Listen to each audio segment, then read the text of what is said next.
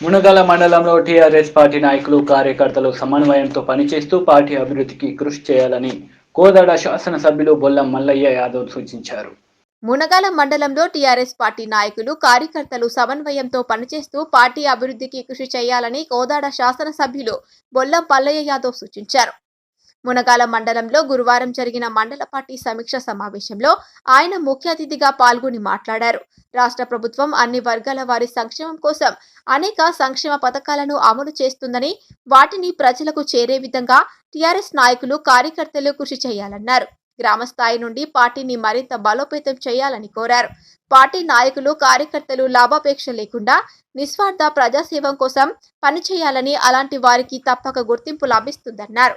Party కార్యకర్తలకు తాను నిరంతరం అందుబాటులో ఉంటానని, ఏదైనా సమస్య ఉన్నప్పుడు తనను నేరుగా సంప్రదించవచ్చని ఆయన తెలిపారు.